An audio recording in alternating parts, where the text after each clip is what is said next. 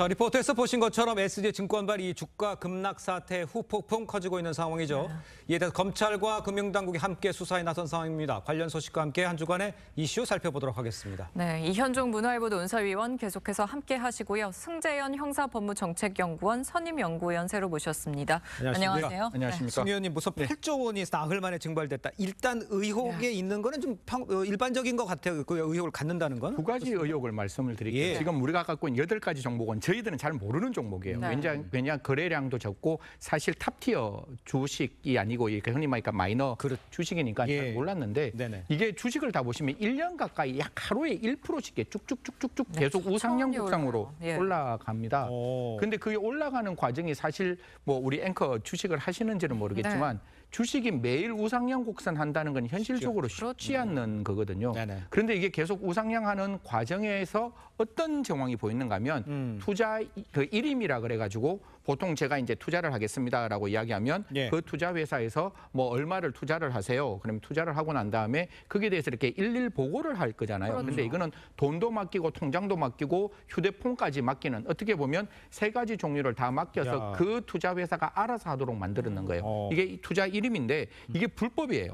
이렇게 하는 투자 방식은 존재하지 않습니다. 아하. 그러니까 이렇게 맡기고 난 다음에 무슨 문제가 있는가 하면 우리 자본시장법 176조 건절에 보면 예. 시세 조정이라는 게 있는데 시세 조정을 어떻게 할 수 있는가 하면 이게 통정매매인데 제가 주문을 1,000원을 넣는가요? 네. 그다음 우리 앵커가 1,100원 넣고 예. 그다음 앵커가 1,200원, 그다음 우리 이현종 위원님 1,300원 이러면 계속 투자가 이렇게 올라갈 거잖아요. 네네. 그러니까 그렇게 매매를 하는 걸 통정매매고 이걸 처벌하고 있는데 네네. 지금 상황은 그런 상황이 보였기 때문에 오. 이 부분에 대해서 통정매매가 있는지 투자 일임을 했는지 이런 부분에 대해서 우리 수사당국은 들여다볼 것이다라는 말씀드리겠습니다. 그렇군요. 네, 그리고 이 감시를 피하기 위해서 차액 결제 거래, 이 CFD를 했다고 하는데 이 CFD가 왜 좀 어떤 건지 좀 잘 설명을 해주시죠. 이 CFD 이게 사실 잘 모르시죠? 이게 전문 투자자들만 할 수 있는 겁니다. 예. 이게 2019년에 법이 바뀌기 전까지는 투자를 하는데 5억 이상 투자금이 있어야 돼요. 예. 투자금이 있고 그 투자금이 있는 사람에 대해서만 이러한 차익 거래를 허용해 줬는데 네네. 이게 2019년에 법이 바뀌면서 5억에서 5천만 원으로 내려갑니다. 그러니까 5천만 원으로 내려가니까 모든 사람들이 이런 투자 차임, 그러니까 이제 CFD, 그러니까 그 Contract for Difference라는 이 거래를 하게 되는데 예. 그러다 보니까 이게 어떤 느낌인가 하면 뭐 증거금 이런 말씀드리면 어려우니까 제가 딱 하나만 설명드리겠습니다. 100만 원 갖고 투자하면 이 투자금을 250만 원까지로 불려주는 거예요. 네. 그럼 250만 원 불려줘서 100만 원 있지만 250만 원까지 투자해서 예. 그게 금액이 올라가면 투자금은 그만큼 이익이 남는 것이고 그렇죠. 떨어지면 이게 상상할 수 없는 손해가 발생하잖아요. 예. 100만 원 넣어서 그냥 100만 원이 없어지면 그건 그냥 자기 손해만 있으면 되는데 그게 더 떨어지니까 100만 원 넣어서 250만 원이면 150만 원이 빚으로 변하고 예. 이게 증거금이 좀 불충분하면 반대 매매라 그래서 그냥 청산해 버립니다. 네네. 그러니까 투자자 입장에서는 굉장히 위험한 거래고 예. 이러한 위험한 거래를 전문가들만 하게 했는데 법이 바뀌면서 이게 누구나 5천만 원 이상만 있으면 하게끔 만들었기 때문에 예. 이런 사태가 발생하지 않았는지 그렇게 추측하고 있습니다. 그러니까 방금 말 차액 결제 거래 이게 지금 수사하는데 굉장히 어렵다는 건데요. 그러니까 왜 수사에 어려운지 또 이거에 피해를 입어서 또 피해 규모가 상당히 크다는데 이거 어떤지 좀 정리를 좀 해주세요. 지금 일단 이 피해 규모가 일단 뭐 약간 주가 전체로 한 8조 원 정도 된다고 예. 그러지 않습니까? 예. 근데 지금 피해자들을 일단 한 법무법인에서 일단 모집을 하고 있는 것 같아요. 아, 그러니까 예. 집단 소송을 위해서. 예. 현재까지 한 80여 명 정도가 일단 소송에 응했는데 실질적으로는 아마 피해자가 더 많을 걸로 보고 있습니다. 오. 현재까지는 한 피해 규모가 한 500억 정도밖에 안 되지만 예. 지금 금융이라든지 검찰에 수사를 하고 있기 때문에 네네네. 이게 지금 최근에 뭐 가수 임창정 씨가 이제 공개되면서 꽤 이제 이게 많은 이슈가 됐지 않습니까? 그렇죠. 연예인들도 꽤 많이 투자를 한 것 같고 이제 그런 상황이다 보면 이 투자에 대한 손해 금액은 꽤 높을 거고 만약에 네네. 주가 조작으로서 이루어졌다 그러면 예. 이 사안 자체는 굉장히 큰 이슈가 될 것 같습니다. 알겠습니다. 근데 임창정 씨도 그렇고 본인도 이제 투자금 대부분을 잃었고 나도 피해자다 그러니까요. 이렇게 주장을 하고 있지만 일각에선 이거 정말 몰랐을까 이 여부를 두고 좀 논쟁이 있긴 해요. 제가 그냥 상식에서 여쭤볼게요. 네네.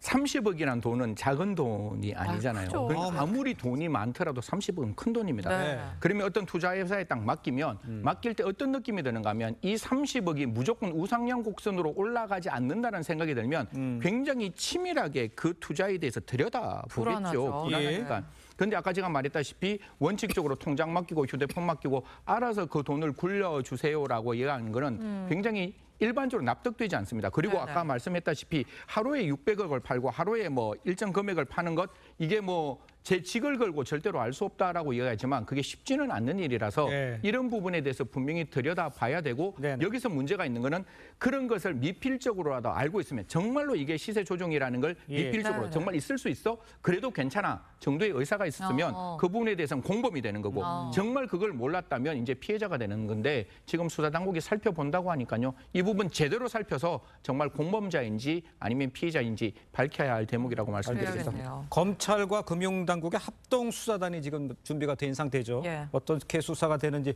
함께 좀 지켜보도록 하겠습니다. 다음 주제도 넘어가 보도록 하겠습니다. 지난 27일 한 50대 남성이 본인이 살던 빌라 건물주 가족을 찾아가서 행패를 부리고 차량으로 들이받는 사건이 발생을 했습니다. 해당 남성 왜 이런 짓을 벌인 겁니까?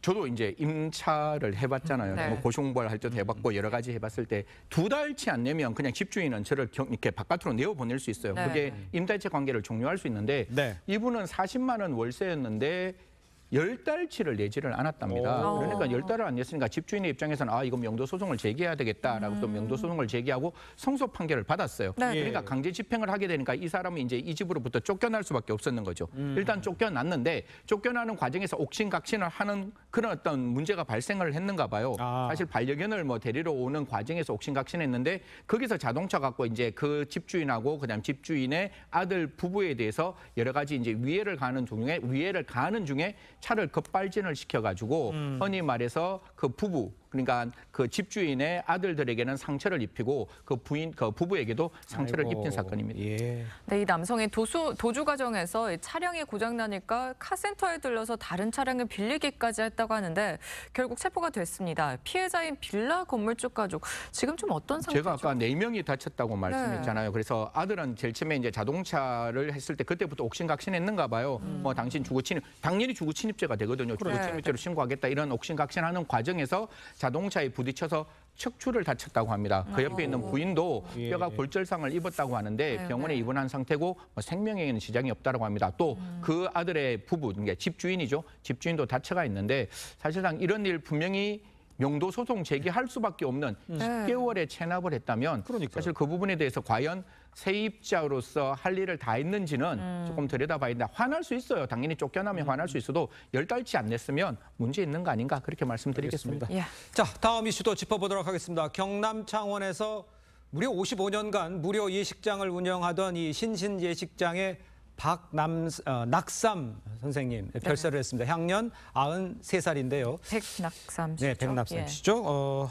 좀 돌아가셨는데 좀 안타깝네요. 좋은 일 많이 하셨는데. 정말 좋은 일 많이 하셨죠. 67년부터 무료로 그 많은 사람에게 결혼식을 해줬습니다. 그렇습니다. 사실 사진사였는데 네. 사진값 그 인터뷰 내용 보면 사진값 받는데 내가 다른 비용 받을 필요가 뭐 있겠냐고 하면서 예, 예. 이렇게 무료로 결혼식을 시켜줬는데 그 이후로 노태우 대통령한테 국민 포상 받고 그다음 문재인 대통령한테 이제 포상 다음이 훈장인데 성유장, 국민 훈장까지 받았고 예. 그 뒤에는 사진값도 안 받았대요. 그래서 이제 LG 의인상을 받으셨는데 순간적으로 이제 쓰러지시면서 조금 병환이 악화됐어요. 이게 뇌출혈이 있었는데 네네. 그런데 뭐 언론에 보면 진짜 주무시다가 돌아가신 듯 편안하게 돌아가셨다 이런 이야기들이 나오고 있습니다. 알겠습니다. 네, 이렇게 형편이 어려운 신혼부부를 위해서 무료 예식 봉사를 해오던 백낙삼 씨.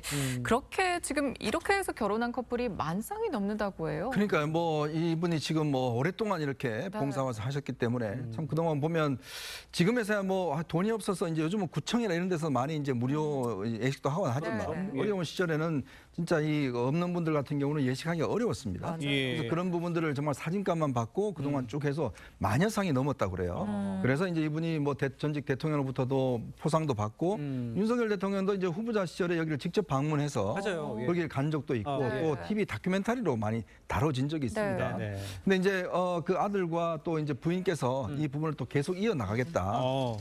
앞으로도 좀 결혼식 하기 어려운 분들 위해서 무료 결혼식을 계속 이어나가겠다 해서 아마 백 선생님의 어떤 뜻 자체는 계속 이어질 것 같습니다. 예, 지금 뭐 방금 언급해 주셨습니다만 아들이 예식장을 계속 이어날 상황인가요? 네네, 뭐 아들이 이제 이야기를 하는 입장에는 그 아버지의 유언을 잘 받들고 아버지가 했는 일에 대해서 우리도 좀 최선을 다하겠다 이런 이야기가 나오는데 예. 정말 이런 진짜 화나는 소식 말고 이런 훈훈한 소식 좀 계속 많이 나왔으면 좋겠다. 대한민국은 살만한 나라라는 걸 그 시청자 여러분께 많이 말했으면 좋겠다는 말씀드리겠습니다. 알겠습니다. 자, 두 분과는 여기서 인사 나누겠습니다. 고맙습니다. 감사합니다. 감사합니다. 감사합니다.